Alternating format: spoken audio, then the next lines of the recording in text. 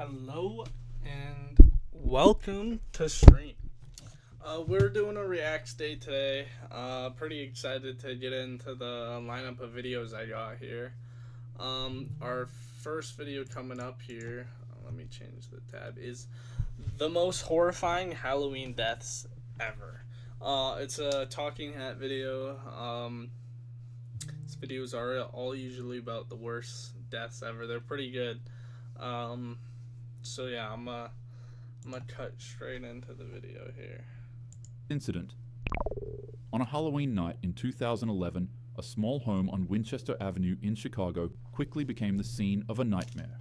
After trick-or-treating, a grown 55-year-old man fell into a fury with his partner after discovering that his bag of Hershey's candy was missing. He was convinced that the 49-year-old woman had taken it, and what started as a petty accusation quickly escalated into a heated argument.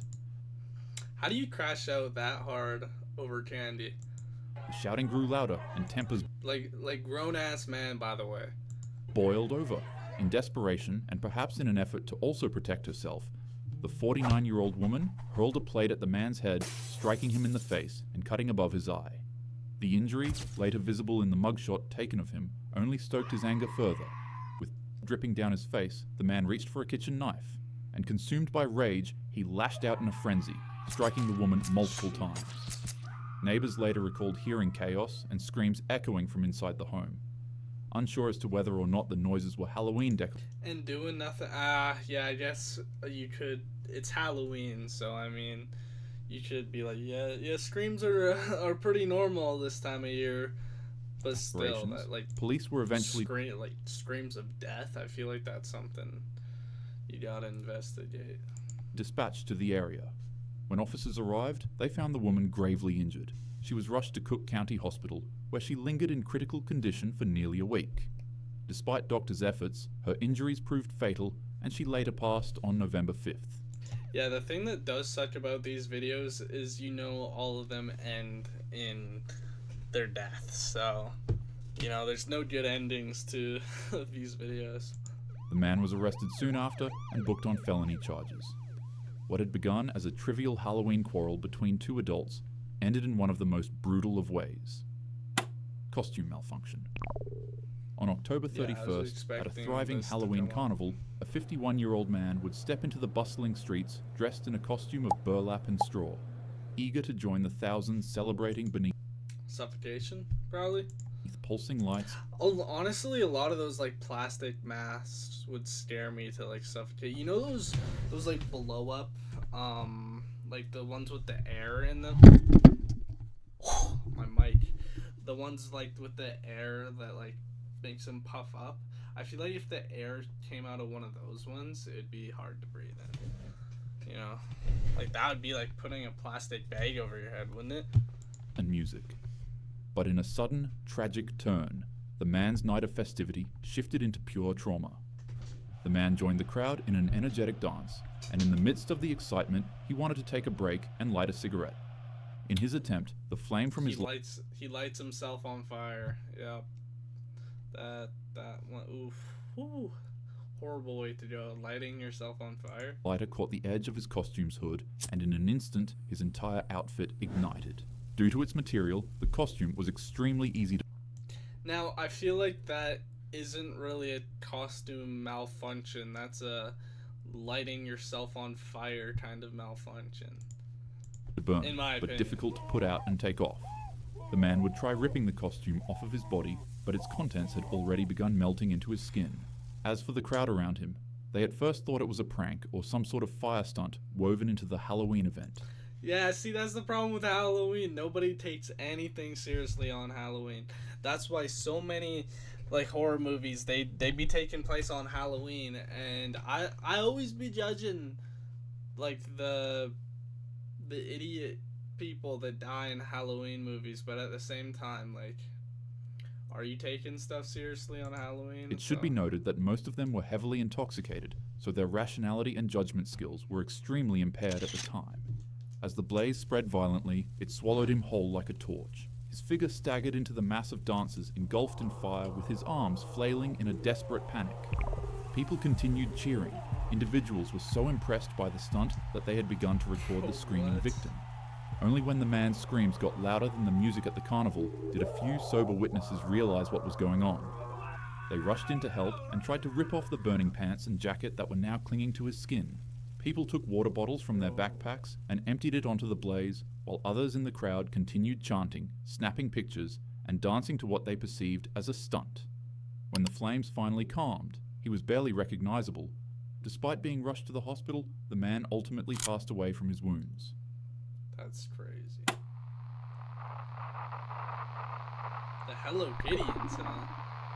A 23-year-old mother in Hong Kong would continue navigating her life in an environment tainted by hardship. She was an orphan as a child, and as she grew up, she became addicted to abusing substances and other things. She worked at a nightclub in one of Hong Kong's red light districts, Tsim Sha Tsui, where a 34-year-old mob boss frequently visited her for services. The gangster was known to be extremely dangerous as he had a horrible temper and would often do cruel and unusual things to people who wronged him. One day, after the two met with each other, the mobster would accidentally forget his wallet at the venue. Upon seeing that it contained 4,000 Hong Kong dollars, the woman would secretly steal it to help her own financial situation for herself and her son. The mob boss found out, and out of fear of what he'd do to her, she immediately returned the money back to him. However, he wasn't satisfied. He demanded that she pay an additional $10,000 back to him. What does this have to do with Halloween? As an interest fee for her thievery. Obviously, she couldn't meet those requests. On a calm night, as the woman made her way into her apartment after her shift, she'd hear knocks at her door. It would be 3 members of the Triad gang and a young girl who claimed that they wanted to settle the dispute with a more reasonable fee. Also, side note, the young girl seen here is actually the mob boss's girlfriend. Remember how I said he's 34? Well, she's 20 years younger than that. Yeah. Anyways, as soon as the woman opened up the door, they ripped her out of her apartment and drove her to a rundown flat on Granville Road in Kowloon. It was there that her final horrific month of torture began. Her captors beat her with pipes, suspended her in the air with wires, burned her with wax and plastic, and rubbed peppery spices into her wounds. Each day blurred into the next. It was a cycle of torment designed not only to punish her, but to strip away at her humanity. Neighbors heard nothing beyond the walls, but within them, suffering was routine.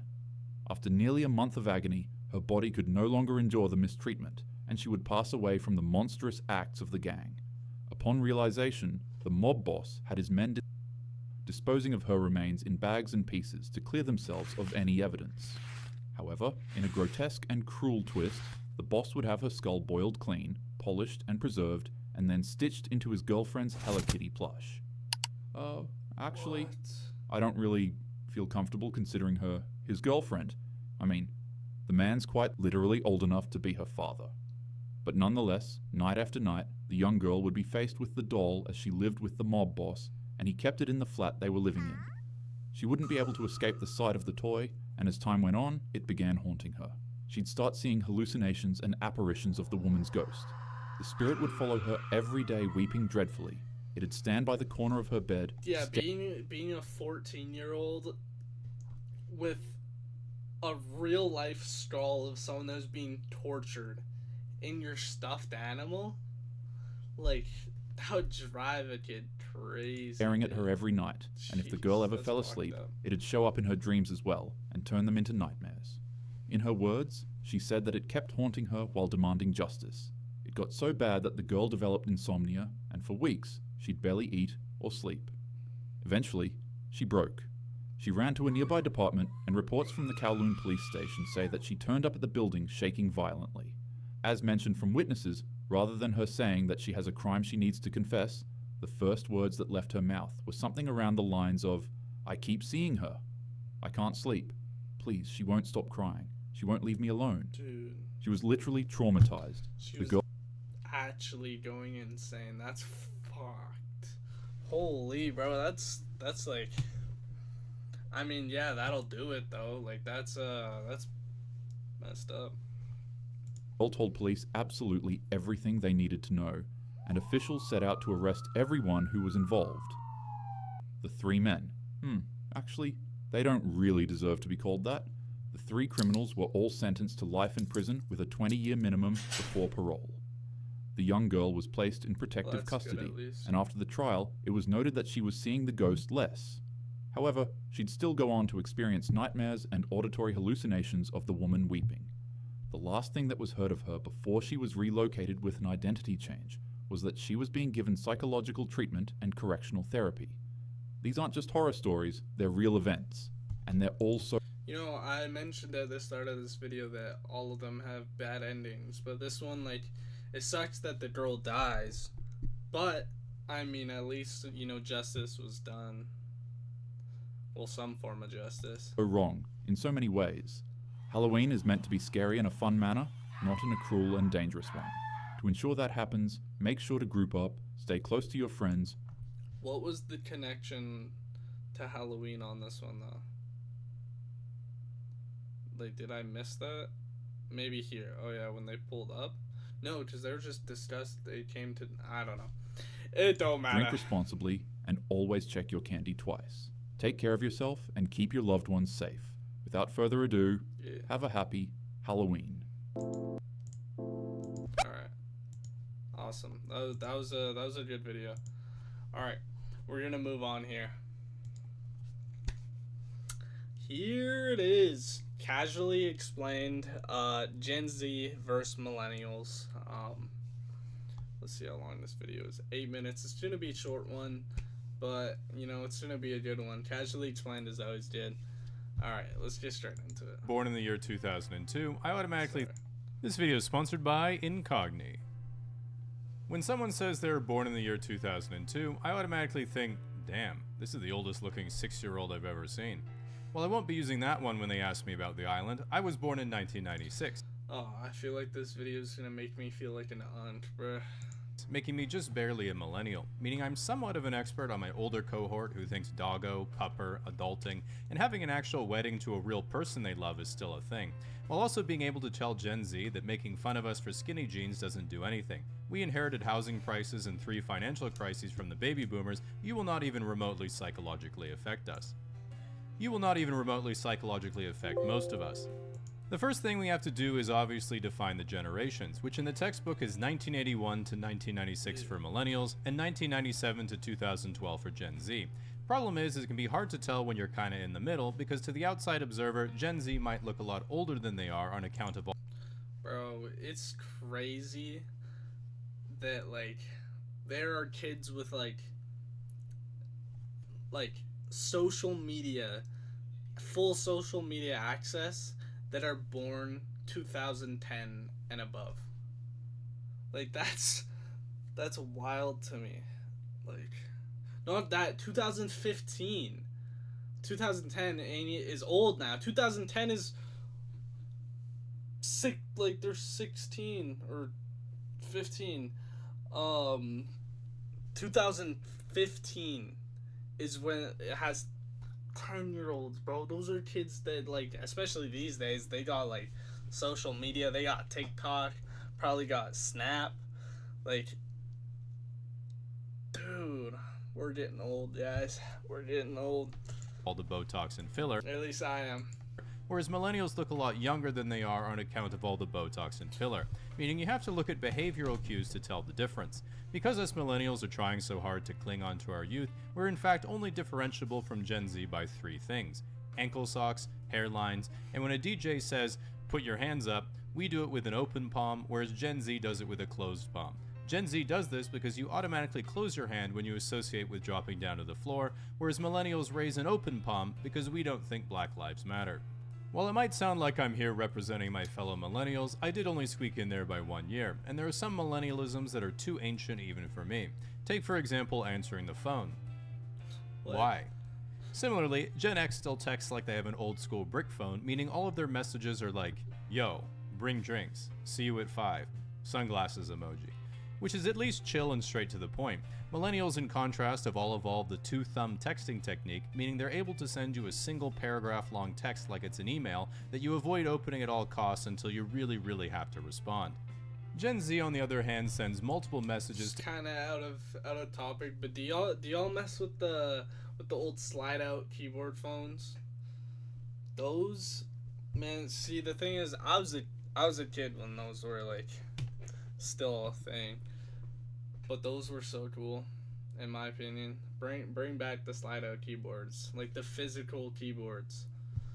To indicate punctuation or a different thought, usually ending it with a skull emoji to tell you they've died and will no longer be texted. I mean, it's probably so much slower than just a touch screen though, but like it's satisfying to type on one of those. But yeah, it's probably so much slower. You back. If you're a smug elder millennial who's like, why does my younger sibling send 4 messages back to back when they could have just typed it in one message? That shit is so annoying. First of all, if you're annoyed because you have your phone on vibrate when I'm texting you, you can stick it up your ass. Second, if you looked at literacy statistics recently, Gen Z doesn't know how to read, so they don't know how to punctuate in the first place. And lastly, multiple messages is clearly the superior form of texting, anyone except your boss, because it allows you to better punctuate your rap battles with the homies. If you think about it, line breaks are literally poetry.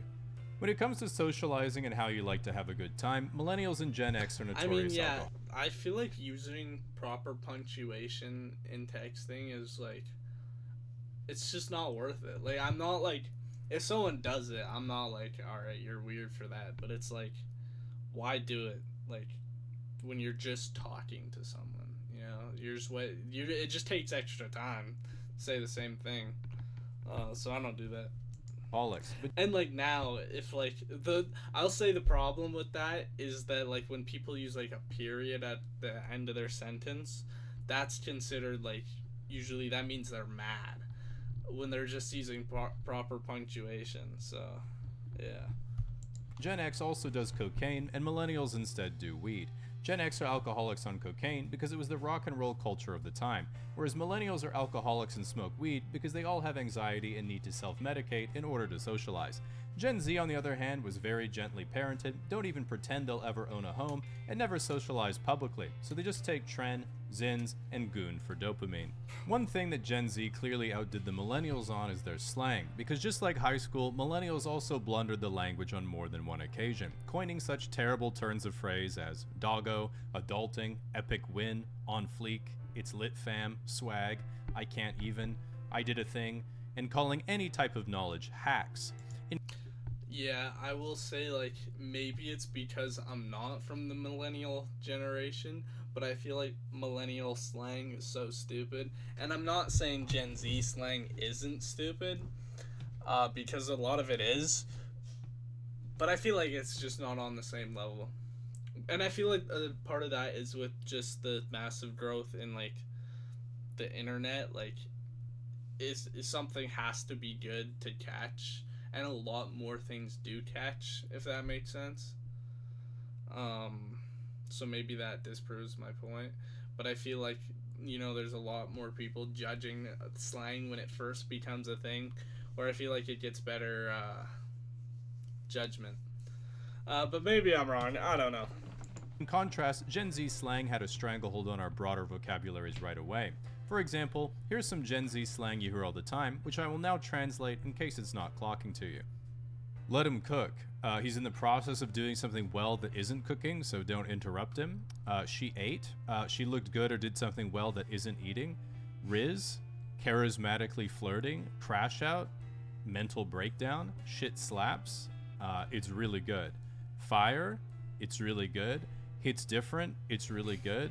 Bussin', it's really good. Gas, it's really good.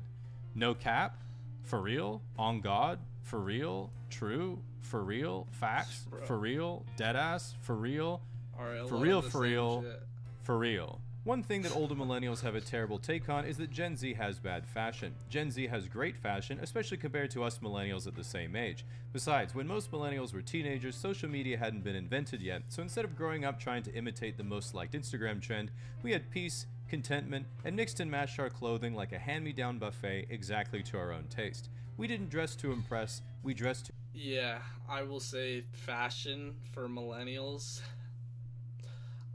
And I think that is because of the internet. Like, there's so much good inspiration out there when it comes to style that I feel like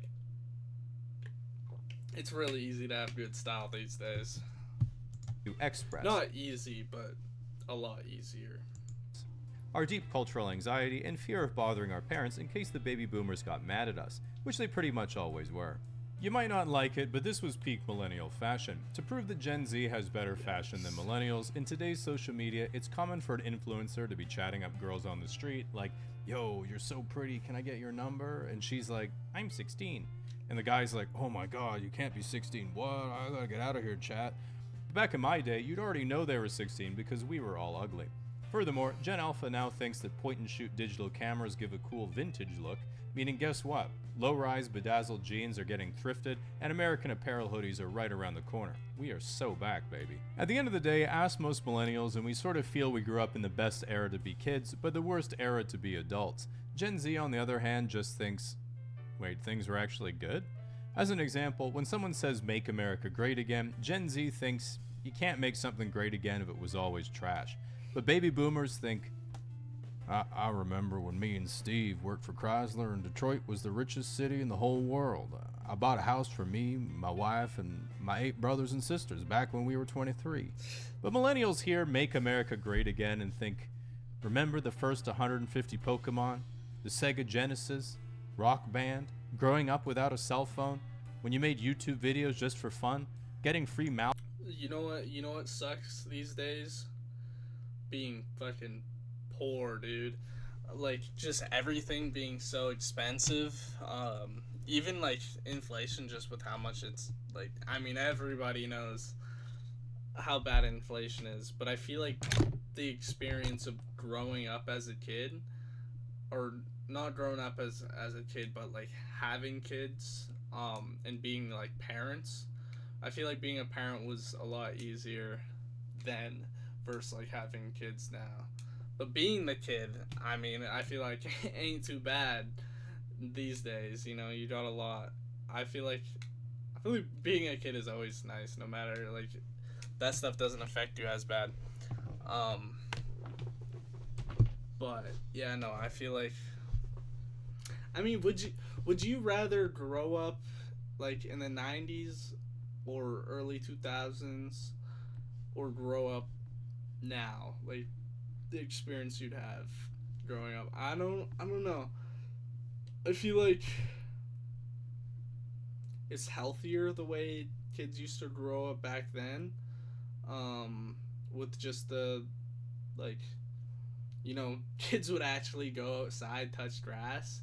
I feel like that's a big problem these days. But I mean, other than that, I mean, being a kid is pretty awesome these days, in my opinion. I still don't. I don't know. It'd be better. Wire, using an iPod Touch to pretend to drink beer. How people would say, I remember that. Too soon. After you made a 9/11 joke, remember how badly we fucked up our teenage years, but it didn't matter because we had no social media? Remember smog? As I was reading this, I got nostalgic and remembered some more things, so I redid the video so I could keep going. Remember Deltora Quest? Ordering things from the Scholastic Book Fair? The Bermuda Triangle? Remember burning a CD? Remember CD drives in the first place? Remember when DLC was just another game called an expansion pack? Remember rewinding a VHS before you returned it to Blockbuster? I remember. Anyway, us millennials are gonna go stare at the Winamp visualizer for a while. Blockbusters, those, man, that's been a while now. Like, I feel like people these days, like young kids these days, don't even know what Blockbuster is, let alone experiencing that. Don't know like any idea what it is. It's crazy. Well, you guys can talk. Like, there's so many. Like, every time like I drive, or not, every time I just go past like any place where I knew there used to be a DVD store, or just a movie store with VHSs and stuff, it's like crazy that that's just nowhere now. Like, every city and town had one or a few of those, like, way back when, but now nowhere has them. Like, those used to even be in the small towns. That is like one of the necessities, having a movie store. So that's kind of crazy. Amongst yourselves. Now, unlike me and most of the people I know who can't remember anything, nearly everything that you've done online is remembered forever somewhere, which is why you should consider today's sponsor, Incogni. As we both know, your online activity is not just stored forever between the two of us in our OnlyFans DMs, but also by data brokers, who resell your information online to whoever wants to get their grubby little hands on it. You might have heard the saying, if you're not paying for the product, you are the product. This wasn't the case for LimeWire, that was just piracy, but nowadays it's pretty much true. When you submit your data online to a website or they ask to track your information in exchange for a cookie that they never seem to deliver, that data is often getting stored and resold to third parties who might want to scam, spam, or God forbid call you on the phone. Incogni acts on your behalf to request that these large brokers remove your data, which they're obligated to do upon request, but rely upon no one actually doing that because it would be really annoying and take ages.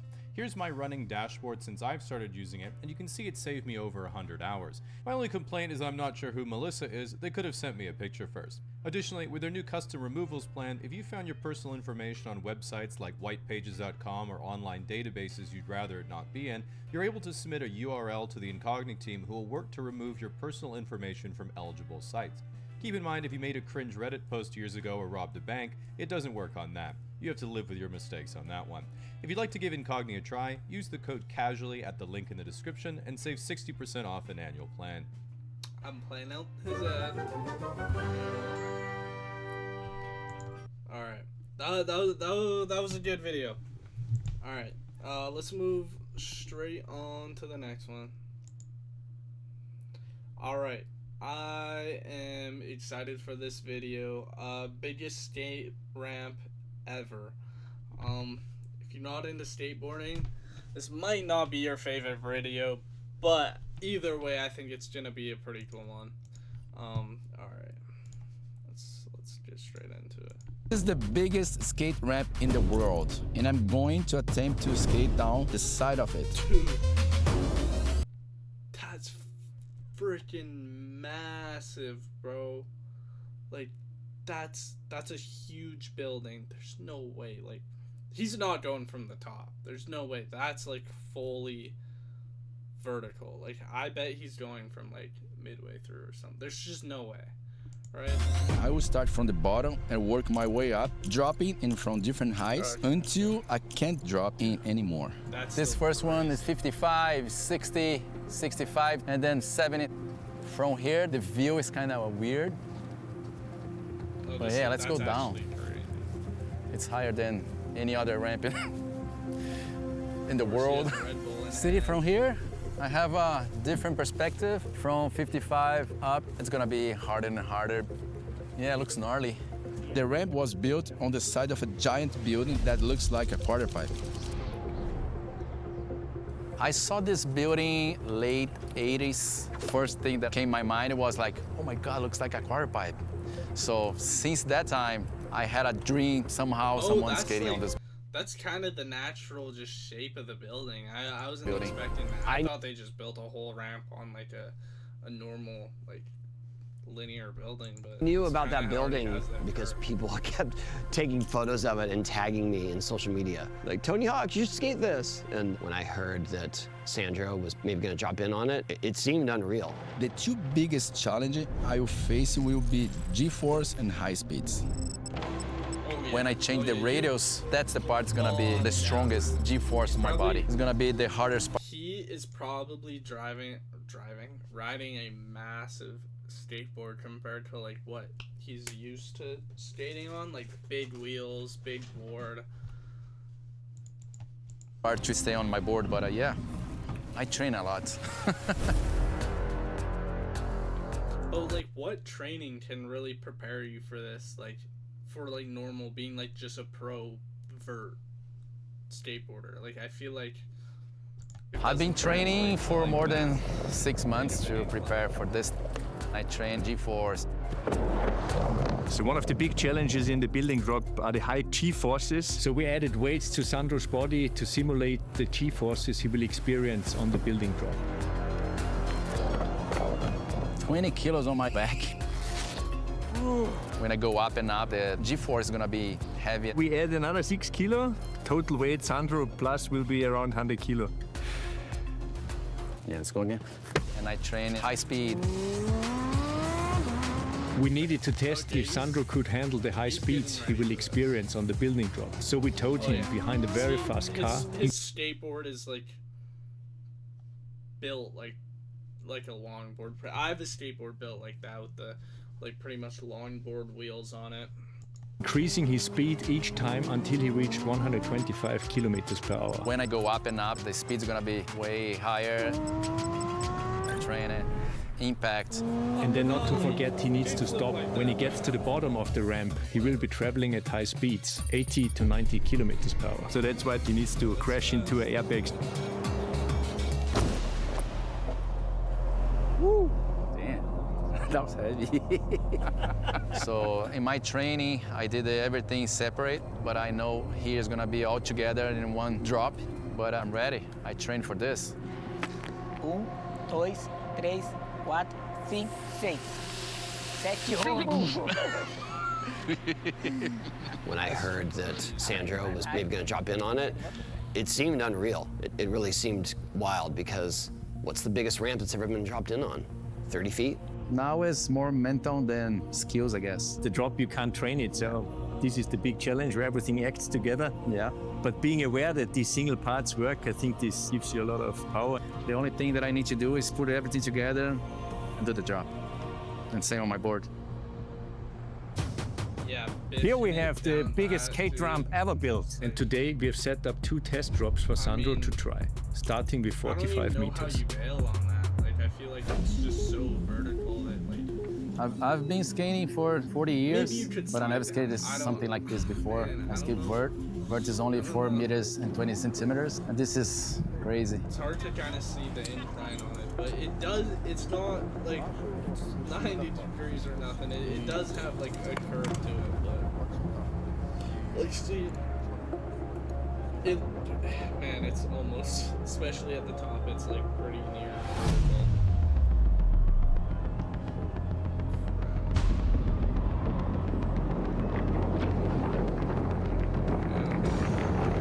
That looked easy. That actually looked way easier. First drop that I just did, and I'm gonna try the next drop. It's more than a half building. I know it's gonna be way faster because it's 20 meters higher. Let's do You this. gotta avoid the other. Imagine hitting the other. Standing plate. Oh, I think we take it. Yeah, that's it. Speed wobbles. Yeah. Those are scary. I think he was too low with his legs. So it seems the G-force, fast changing G-force, that's the reason why he fell. I am never really done anything like this, but I've gone down some steep hills on a skateboard. Made that mistake, not on a longboard, on a literal skateboard. And the second I like started getting like speed wobbles, I knew I was cooked, and I ate crap, dude. It sucked. Struggling on the 64 meters.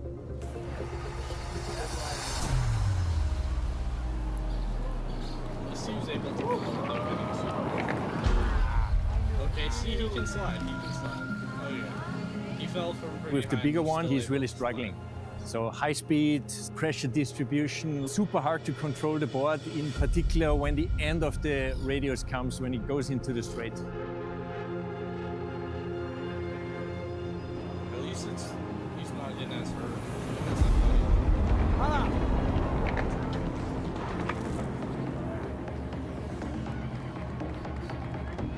85.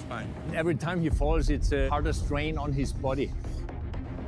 Yeah, I wouldn't, like, even though he's clearly not getting super injured, that wouldn't feel good either.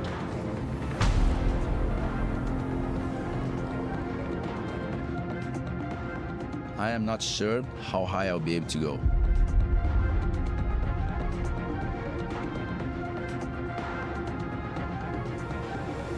This guy's Mentally and physically, it's super demanding what he's doing. Not the success story yet, so it's really hard for Sandro. The training didn't go as planned. This might be the limit. There's one thing to go downhill and try to maintain a speed. This is constant increase of speed and G-forces. Like, is it mean to say I think a longboarder would be a lot better at doing this than a vert skater? 'Cause I feel like the skill translates better than skating vert, to be honest. Valeu, valeu. Foi bom para começar. A gente consegue terminar.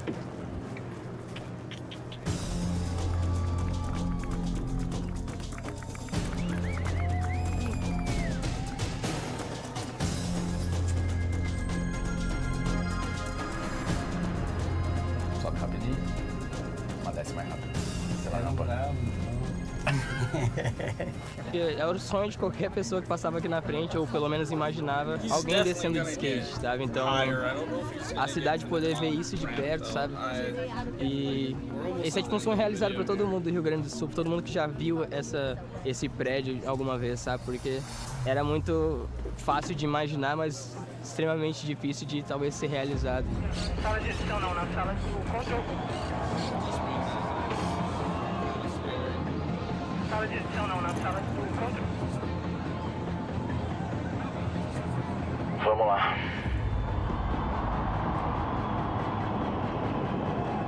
Okay, so he's not starting I am not sure how high I will be able to go.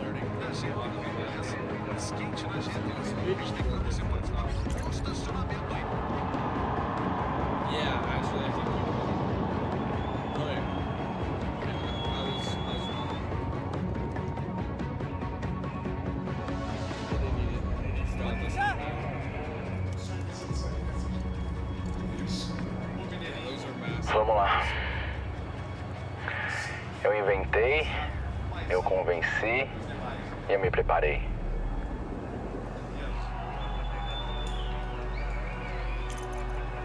And that'd be pretty sick to watch.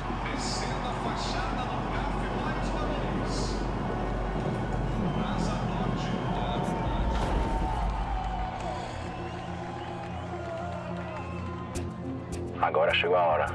Tá tudo pronto e tá tudo muito bonito. Vai que vai dar tudo certo. Vamos lá.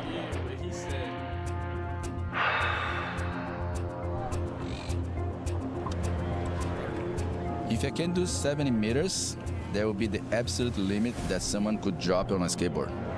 70 meters, that's 90 months of training has led to this moment.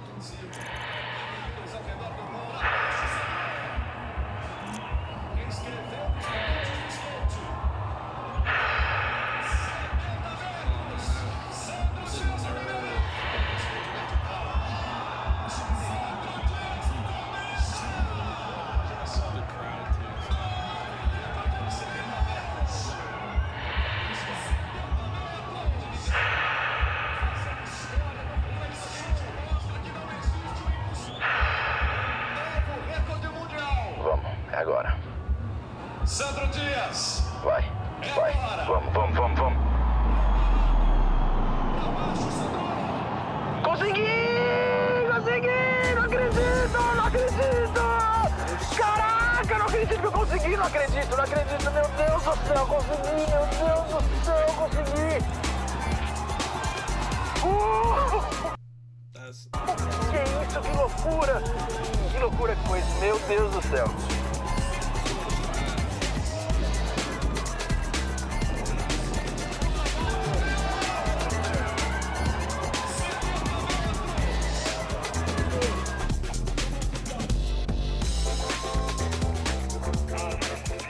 Alright, good stuff. Cool video. We're gonna move straight on to the next one. WVid.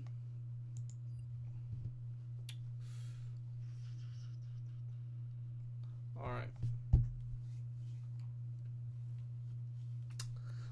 Most haunted places in the world. Another Papa Meat video. I love Papa Meat's videos. Probably like one of, if not my favorite YouTuber. Fitting the Halloween season here. It's just about Halloween's literally like tomorrow. Yeah, it's tomorrow. So yeah, let's get straight into it. Channel, how you doing? How you doing? Tune in and sit down because today we're going to be talking about the most haunted places in the entire world. Side note, I absolutely hate like haunted houses or haunted mazes. Not because they're not, like, scary. They are, like, usually kind of scary, but I'm just, like, I'm not a big Halloween fan, and I had so many bad experiences in, actually, elementary school with those. When I was in elementary school, in grade, I think 6, or grade 7, 6, 7, oh gosh.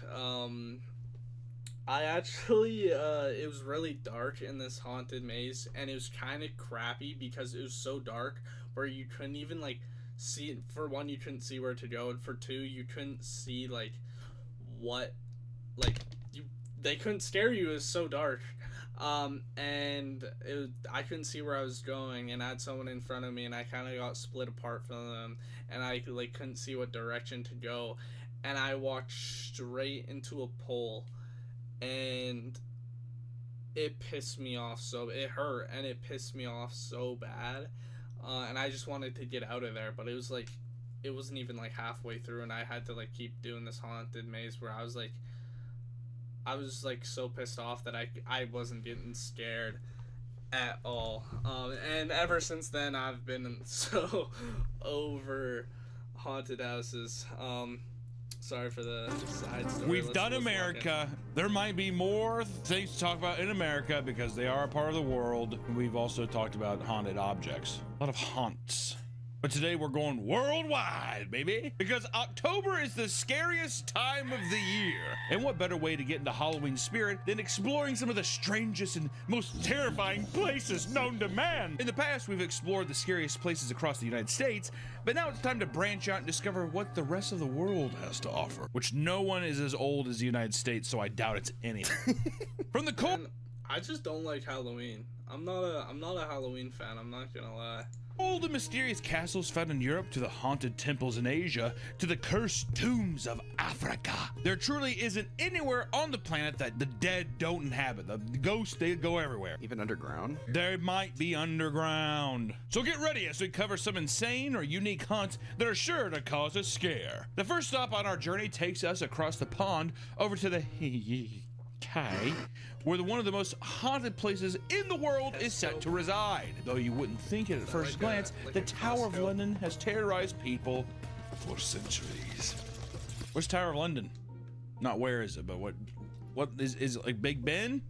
No. I feel like old castles are just kind of creepy. Like, especially like one that's like mainly unoccupied, just like all that space. Ben. It's not Big Ben, is Big Ben. Is Big Ben the one that's by the bridge? Yes, the London Bridge. That has to be haunted too. It's falling down. That's true. Yeah. Well, it's a little early in the morning when we're recording here, so give me a little break. Originally built in 1078. What? It's old. God damn. Originally built in 1078. Holy hell. God damn, give the motherfucker facelift. Have they touched it since then? Surely they had. Okay. The Tower of London has housed both royalty and some of the most notorious criminals in the UK's history. The 18-acre half prison, half palace is situated on the River Thames in central London and was a functioning prison up until 1952, when it closed its doors and reopened as a tourist attraction.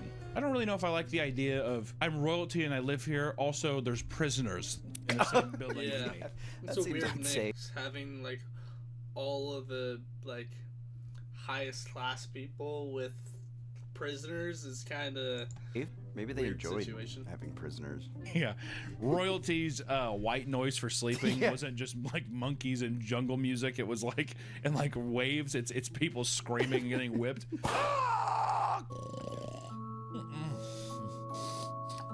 Many of the royal residents who ruled over the Kai had received exotic animals as gifts and stored them in that tower. This ranged from monkeys to lions, and in one instance, a polar bear. And in 1251, King Henry III received a white bear from the King of Norway and housed it in the Tower of London Menagerie, where it lived out its days swimming in the river and eating fish. I still don't think that's probably a good time for it. A big white bear. Play in the grey water. Eat our trash fish in the grey water. Now he turns into a black bear. He used to be white. It was grey. However, several witnesses claim to have seen a ghostly white bear wandering the complex. Whoa, haunted bear. I really didn't even think about animals haunting. I didn't know they could haunt. I thought animals didn't have souls. Maybe this bear was reincarnated, or the person was reincarnated into a bear, and then, yeah, died, and now it's ghost haunts. Would you rather be haunted by a bear or a man? I feel like a bear would be way scarier than a man. I don't know. I feel like a person is way scarier than an animal haunting you. I mean, a bear is scary, but like haunting you, I feel like a person by far, not even close. Oh. In 1816, a night guard heard strange sounds coming from the jewel room and decided to investigate. He definitely wasn't stealing. Did you guys hear that? When he opened the door, he saw a large white bear standing in the darkness. What the fuck was the bear doing there? Shocked by this, he thrust his bayonet at the beast, only for it to pass through and stab the wall behind it. Oh, the guard was later found in a state of shock and taken to the guard's barracks. Schizophrenia. They weren't diagnosing it back then. That's, you know, I feel like a lot of horror stories in like early times are probably just people being crazy, in my opinion. Maybe like there's a lot that do have like multiple accounts of the same person seeing the same stuff, but like again, mental illness back then was not so accounted for. Where he was inspected. The head guard found no signs of intoxication, all while the guard was silently mumbling about what he had seen.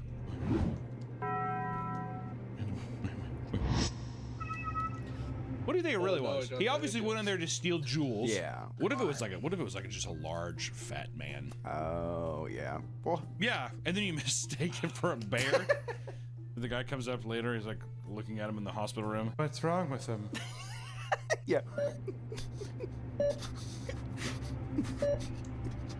Rest your weary eyes, guardsman. You don't want to get haunted again, do you? Not long after the incident, the guard went completely insane and died from shock. I bet you that. Yeah, see, he was probably just crazy before. Like, I feel like that one's pretty obvious there. It's probably syphilis or something. I was gonna say too, it could have been some kind of hallucination. Yeah, he probably was like fucking whores on the side. He's like, I work for the queen. These fucking dirty ass whores, whatever. He gets a dirty cock, turns his brain to mashed potatoes. All of a sudden he's like, white bear. White bear, coach, white bear. Around the same time, Edmund Linthal Swift, who would find the frightened guardsman, also had a scare of his own. One night, Edmund brought his family to Anne Boleyn's room in the Martin Tower, where she had been held before her execution. And after closing all the blinds and locking the doors, the family saw a pill-shaped apparition form in the middle of the room. The pale white phantom traveled to each person, sitting at the table in the middle of the room before stopping above Edmund's wife before she could move. The pill shot down onto her shoulder, forcing her to crouch in pain and yell, "Oh, Christ, it has seized me!" As soon as she yelled, Edmund grabbed a chair and threw it at his wife. What? No way. She's like, I think I have shoulder pain, causing the ghost to disappear. Oh my God, thank God. I feel like that was a bit of an overreaction. Like, there's a ghost on you. That's like when people's like, there's a spider on you. She's like a broken jaw, like a broken nose, and her like eyes all swollen.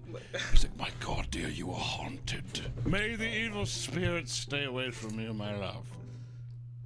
To this day, it is known as the Phantom Lava Lamp, and is said to haunt that very room. I don't like that.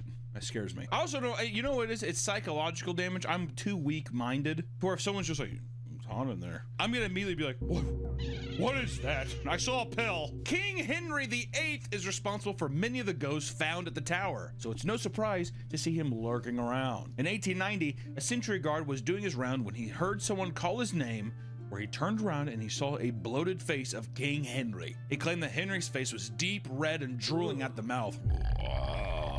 After calling his name, the spirit chased the guard down the hallway before it soon disappeared. You know what's so weird is that a lot of these like superstitions and folk tales and stuff, it's probably just other people who fuck with each other. Hey, Brigham, I'll hate you. And then there's another. And that changes that man's life forever. Also, these people are deeply, deeply religious. Oh my God, yeah, absolutely, yeah. And then I feel bad too because the other guy's just like he's gone into shock. He can't speak anymore. And the other guys who pulled the prank are like. Just want to take a second to thank our sponsor, GamerSupps, for being one of our best sponsors, if not the best sponsor on this channel, and for giving us so much support, and for having amazing, tasty, quality products like our own flavor, Raw Meat, that you can order right now. It's amazing energy supplement. There's caffeine-free options, and everything has 0 sugar, baby. So if you're trying to get off the sody pops and get into something tasty, consider Raw Meat GamerSupps. I'm telling you, it's amazing. You can't go wrong with any of their flavors, and they also have big-tittied anime shakers that, you know, if you get your rocks off to that, I consider it because they're pretty sexy. It gets me stiff in my pants. So thank you, GamerSupps, for sponsoring this episode. And hey, check out Raw Meat. It's seriously the best flavor. I don't give a fuck what anybody says. Raw Meat, if you're trying to get a nice caffeinated beverage. Thank you. Back to the video. Anne Boleyn was the second wife of King Henry and was charged with incest and adultery after being unable to bear a male heir. Fair. She was beheaded for her crimes and has been seen walking around with her head in her hands. Just down the road from the Tower of London is the world's most haunted pub called the Grenadier. It was built in the 1720s as a barracks for soldiers, and it wasn't until I'm gonna be honest, a lot of these horror stories just sound like white people that don't got nothing better to do with their time. I swear to God, it's... I'm not saying it's a causation, but there's definitely a correlation there. Century later that the building was converted into a bar. And shortly after it was converted, a soldier named Cedric was beaten to death in the basement after getting caught cheating during a card game. Fair. It's just so funny back in the day, like, he cheated at this game. All right, let's kill him. Do you think he was just doing really good and... I have a sneaking suspicion he's like, I hate to say it, but it's a full house again. All right, boys.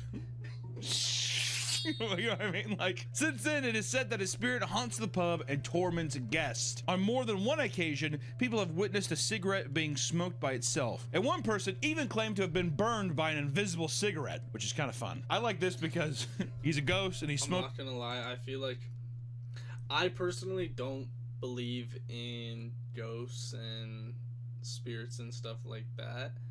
Not judging anyone that does, but I feel like all this stuff is just people lying and people just fucking with each other. Like,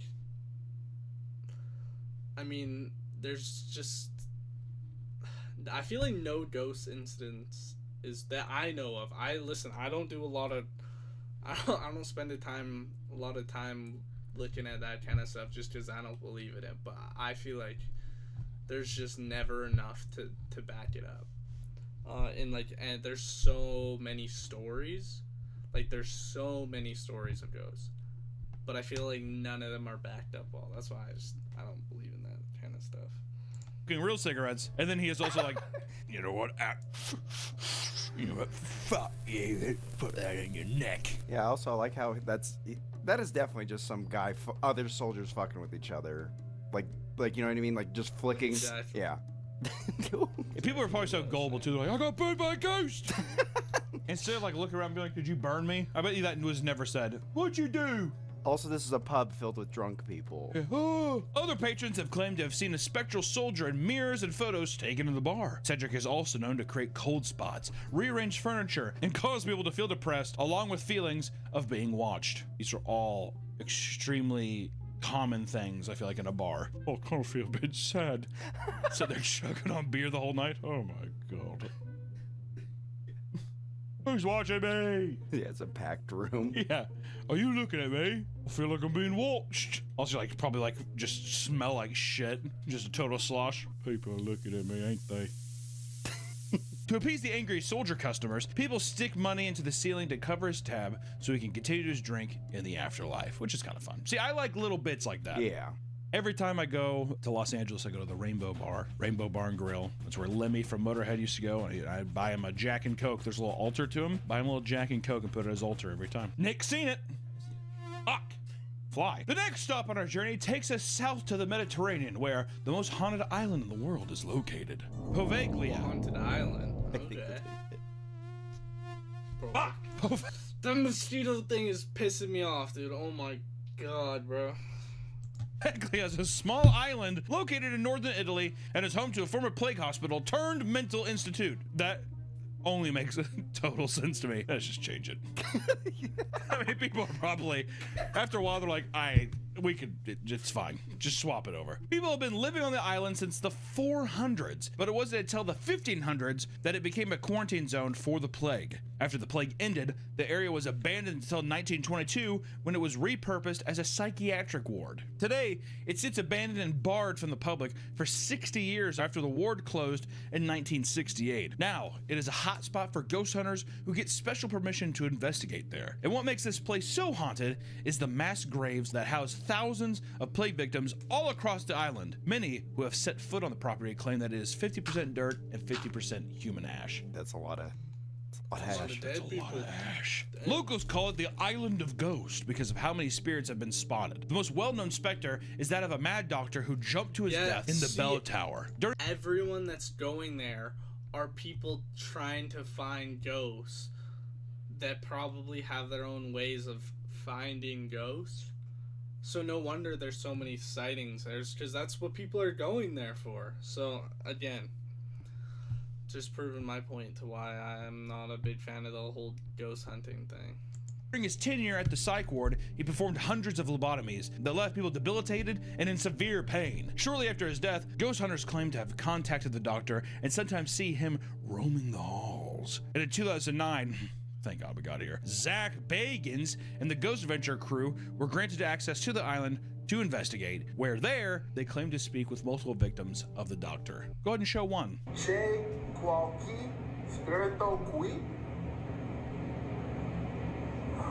gonna try some English here just to see what happens. That's hard-hitting proof. But the episode's most notable highlight was when Zach got possessed by a demon and freaked out at his camera crew. I know, bro. Me? Yeah, I said you.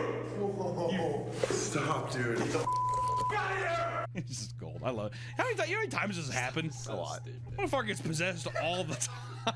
He's around a lot of demons. He's around a lot of demons, but after a while, it's like, goddamn, Zach, do you not have any other precautions? He said that he got so haunted that he became like blind. That's why he has to wear glasses, right? Yeah, special glasses. I feel like there's so many episodes where literally he gets possessed and he's like, I'm gonna fucking kick your ass. I think it's a mixture of cocaine. I think it's a mixture of a little bit of alcohol.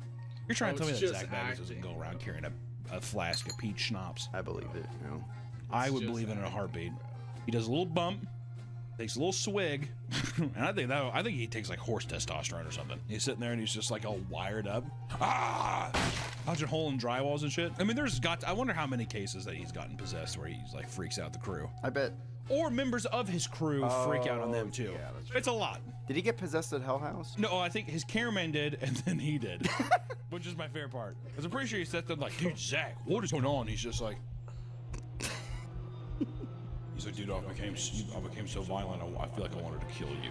While cursing and filling his arms in the pitch dark. Dude, honestly, like, I don't hate these videos because they're so, like, bad and unbelievable in my opinion that they're hilarious.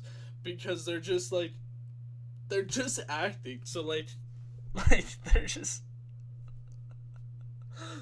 freaking out on their staff for this, like, bit. I wonder if they all, like, I wonder if they think about that, like, stuff on the fly, like, when they're recording, or if they have a preset, like, plan on when they're gonna start acting like they're possessed. I'm not sure. I don't really watch that stuff often, but it is funny. He began to punch the walls and wander aimlessly through the chapel. It took 5 minutes of freaking out before one of the other co-hosts, Nick, came over and performed an exorcism on Zach by telling the spirit to let it go, which I do love, a drive-by exorcism. I do love how easy exorcisms can be. Hey, you're gone. Hey, let go of him. Thank you. He's a powerful priest. No fisherman dares go near the island, believing that it is cursed with dangerous spirits, other than the Mad Doctor, of course. Locals are fully convinced that the island is infested with... Dude, spending a night there, though, like, that would be scary stuff.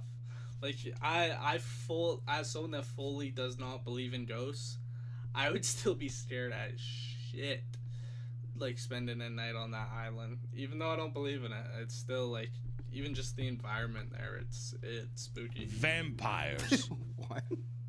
Ghosts and vampires? I didn't realize we were going to be touching on vampires in this haunting video. If you're attacked by a vampire, it is technically kind of a haunting because it is a dead man. It's true. Yeah, undead. We kind of skirted the game, didn't we, Nick? Yeah, a little bit. This is because multiple bodies were unearthed with stones and even blood in their mouth, leaving many to believe that they were recently up and walking around feasting on human blood. There's probably people fucking, you know this. What's horrifying is when people are like, he's dead, and they bury him, and the people wake up, and they're like, oh my god, he's a zombie trying to get out, and no, it's just a guy trying to claw his way out of the fucking, that is my nightmare. Oh, yeah. Oh my god, that's why I almost like, I want to have like a little pill. In case anything happens, I could be like, oh, I'm done. See, I would just have a contingency where it's like, if you're gonna bury me, cut my head off. I kind of like that idea. I feel like that. I wish that was kind of a more normal thing. Also, I think that's also why the Vikings did it, right? Just set them off. And you fucking burn the fucking thing. Do you think how many times do you think they were done the float? You know, oh Fjord, I miss you. Oh. And they fire it, and the guy's like, oh, oh, ah! Are they like, oh no? And they go swimming, or are they like, oh, it's done? It's done. I can hear a scream, so the afterlife he's happy. Let's move away from Europe. Fuck Europe. Just kidding. I don't know. The Valley of the Kings is one of the most important archaeological discoveries in history, but it is also one of the most haunted places on Earth. The first tombs were constructed around 1500 BCE, and for thousands of years, Egyptian pharaohs and nobles were buried in the lavish rooms. That's what I'm gonna say. I watch some people. There's like YouTube videos, people like being like, "Oh, I'm going into the Valley of Kings or whatever, the tombs, and the pyramids." No. I'm so claustrophobic. Try not having a panic attack watching one of those videos. Go ahead. Watch a guy go up these stairs. Like there's this hallway to get to the king's room. You have to go up this huge, steep, narrow thing, but also it's one way. So people are also coming down. So you're like trapped in this thing, and there's like watch a video and try not to have a panic attack. Go ahead. Challenge impossible. However, it would remain relatively untouched until 1922, when Egyptologist Howard Carter discovered King Tut's tomb and unleashed the mummy's curse, which you know. That everyone knows King Tut, and then everyone, you know, there's a lot of movies about mummies and all that kind of stuff, but the string of events that happened after that motherfucker opened that tomb is kind of odd. I will say that. As soon as the tomb was open, nearly everyone tied to it began to die off in mysterious ways. This is no shit. It's very weird. To the point where I'm like, this might be the only story on here where I'm like, The first one to go was George Herbert. He was at the tomb when it was open and paid for the entire expedition. He died from mosquito bite that led to blood poisoning only 4 months after the initial opening of the tomb. Which you could be like, all right, hey, it's a mosquito bite. It's gonna happen. I mean, what the fuck? You're in Africa. There's like marshy, swampy area. There's gonna be mosquitoes everywhere. Next up was George Gould, who simply visited the tomb before succumbing to a fever 5 months later. A little more suspicious, right? Motherfucker just all of a sudden got a fever. Come on. I don't know. Sir Archibald Douglas Reed was invited by Howard to perform the x-rays on Tut's body, but died from cancer related to x-rays before he could make it to the tomb, which, to be fair, they probably didn't have very safety good precautions for the x-rays back in the day, but still kind of scary. All of these deaths are kind of just making sense. I'm not gonna lie.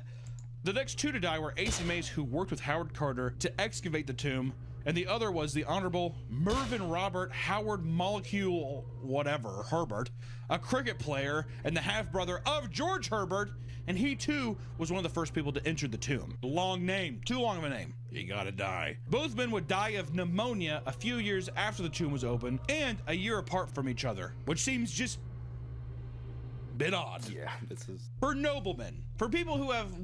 I mean, it's a little odd, but it's like they all just got sick, which I feel like a lot of people weren't living like, I don't know. I mean, yeah, it's odd, but I'd be more like weirded out if it was like Final Destination style, like they were like had a little more crazy deaths, but they're just getting sick, like money and stuff at the time, and also that their deaths were almost like a year apart, exactly a year apart. Yeah, this is very suspicious. Sure, the mosquito bite guy, right? Sure, the x-ray doctor that didn't use any safety precautions, and he's given x-rays every 7 minutes as practice. Sure. And the other guys? No, these deaths. I don't know. Howard's secretary would be smothered with a pillow while okay. Howard's secretary would be smothered with a pillow while at a bath club. Edgar Steele, the man in charge. You're having me a little bit with this one. That's charge of the artifacts from the tomb at the museum died from stomach illness believed to have been caused by foul play. So now people are just getting murdered, all right? And lastly, another museum worker in charge of displays was found dead in his bed from an unknown cause. An unknown cause! Okay, just dead. He's gone. Do you think it was that easy? And the mummy got him. Yeah, I mean, they like walk in. Oh, boy. We knew it was gonna happen. He's just on the bed like... All of these deaths occurred within 12 years of the tomb being opened, and all of them had connections to the tomb, all right? Okay. And many have speculated. Within 12 years, all of those deaths is... Yeah, that's kind of crazy. There's a scientific... But I don't believe in curses or nothing, so there is reason now behind all of their deaths. Explanation for the deaths, but others believe it was the curse or even the result of satanic worship, which I don't know about that last part, but I do think that could have been the mummy stuff. Aleister Crowley believed in the occult and described himself as a religious prophet. Though he wasn't at the tomb's unveiling, he was in the same circle as all the men who died. Crowley was known for performing ritual magic, and his diary entries contained multiple references to specific times, methods, and religious symbolism associated with some of the deaths that happened from the people in the tomb. I just imagine they're all just like, I want to hang out with Crowley. His big funny hat. Why not? It's also important to note that Crowley was in London at the same time of each of these deaths. Like, or just like make it like, I think he did it. And all of those convicted of the crimes were his friends. If you manage to escape the curse of the mummy, you can expect to see plenty of other ghosts walking the valley at night. The most commonly spotted is a chariot driven by a small man who rides only at midnight. It is said that the sounds of horses You're losing me with this stuff. Pounding on the ground and whips cracking are common before it approaches. Witnesses describe the chariot differently, with some claiming it blazed as it passed by. It's totally lit on fire. I know it's just not a little guy. If the ghost is clear. And he like gets on his chariot, he's like, whoosh, rides off. It's not people, not because the world is so cruel, people won't point and laugh at him. Oh, they're not scared of him anymore. You know what I mean? Maybe that's the only time he can ride is at midnight, you know, or because you get pestered by so many fucking tourist trap people. He's like, only time I can ride is during the night. Yeah, there's no one there. Our last stop takes us to a little closer to home on an island just south of Mexico City, known as the Doll Island. Yeah, dolls kind of freak me out. Julian Barrera was a simple man who owned an island in Milco Canals. While he lived a relatively normal life, he would often collect dolls. At least it's not us trying to pronounce that. At least it's not us. Nail them to the trees, as well as hang them from branches, believing it would prevent him from evil spirits. Or he was a psychopath, and that's just scary. As the collection grew, the dolls began to talk to him and soothe him to sleep. He would go to the dumps and look for dolls to bring back to his island, where he would dress them up before hanging them alongside the others. Though the exact reason why he started collecting them in the first place is this dude's just weird. That's all there is to this story. This dude's just weird. Most people believe it's because a young girl drowned near his island that he collects dolls. Probably to appease the ghost. Exactly. I feel like he drowned the young girl. We don't know that. You're making assumptions that are probably true, but we don't know. The story goes that the girl was swept away by the current while playing with her sister. Her body, along with the doll, floated to Julian's island, where the dolls spoke to him in the girl's voice, demanding the doll back. Annabelle. Annabelle reference. So to ward off evil spirits, he nailed the dolls to the trees, but one doll wasn't enough. So he continued to hang more to appease the angry spirit. The more dolls he collected, the more word spread about his island, and eventually people were leaving their own dolls. And in total, there are over 4,000 dolls, making it the Guinness World Record holder for world's largest collection of haunted dolls. All of this went on until 2001 when Julian and his nephew were out fishing. While on the boat, Julian exclaimed, "They be making a world record for everything, dude." To his nephew that there were mermaids in the water singing to him. What? Before his nephew could even react, the old man was found dead, face down in the water, allegedly in the same place where the girl had been found. After his death, the island only seemed to get worse as other people began to see and hear some mermaids in the canals around the island. And throughout the island, thousands of dolls are said to move and talk during the night, but there are a few dolls in particular that paranormal investigators are interested in. The first doll ever hung up is inside Julian's former one-bedroom home. Numerous people who have gone near it have claimed to hear it talk and demand for more dolls on the island, which is fucking creepy. Also, just want to say too, the visual of tons of those, and then to think at night they all start talking, that's pretty scary. Yeah, that's kind of a cool visual. 4,000 dolls talking. 4,000 dolls being like, I need more dolls. No wonder Julian's just like, the mermaid, sing to me. You know what I mean? Bring me your doll, I need Beanie Baby. You bring me Beanie Baby, hanging on tree. The second doll, Augusta Tinta, was said to be Julian's favorite, and the one that he would talk to the most. It's said that when Julian was alive, the doll would walk around the island at night, protecting him and even curing his illnesses. The fuck kind of Christ-like doll is this thing? Fuck's sakes. I have a woman in my hair. Augustina, heal me. Augustina, doll. Heal me. I need to be healed. There's a small shrine that surrounds Augustina where people leave small offerings in hopes that she will protect them too, which is fun. I like that. With so much death and destruction in the world, I will say it's just the little, like, you know, things they make like that, where leaving your offerings, the bills on the ceiling, the that kind of stuff. That's cool. But yeah, that was a W video. Ghosts are not real. All right. Thanks for tuning in to stream today. We're gonna end it here. It was fun. Got some good videos in. The how to spot a liar, worst mistakes made on Hell's Kitchen, idiots in cars. We're gonna save all those for next time. Yeah, thank you for tuning in. Ciao.